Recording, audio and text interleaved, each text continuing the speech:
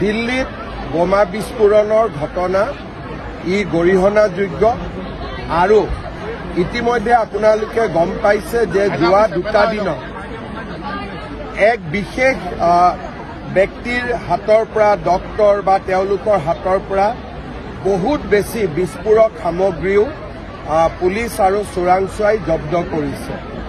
Definitely ডাঙৰ design এটা আছিলে। মই আশা কৰিছোঁ যে আজি গধূলি ফাললৈকে আমি আৰু বেছি আমি ভাল ছবি এখন আমি দেখা পাম। সকলো জনগণ একত্ৰিত হ'ব লাগিব, দেশত যাতে সন্ত্ৰাসবাদে আকৌ মূৰ দাঙি উঠিব নোৱাৰে।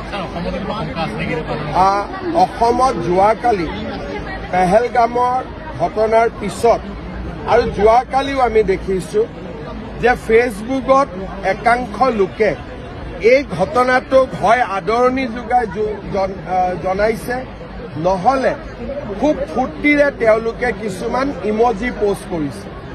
তাৰমানে এইসকল ব্যক্তিয়ে সন্ত্ৰাসবাদক সমৰ্থন কৰে।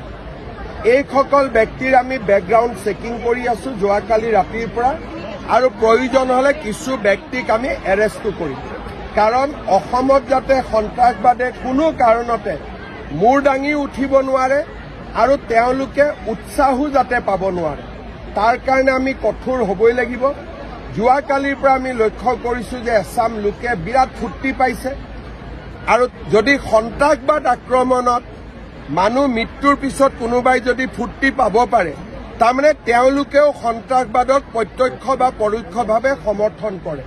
মই ইতিমধ্যে ডিজিপিক নিৰ্দেশ দিছোঁ যে এইবিলাক চেক কৰিব লাগে, কোন মানুহ ক'ৰ মানুহ, যদি অসমৰ হয় আমি তেওঁলোকক গ্ৰেপ্তাৰ কৰিব লাগে।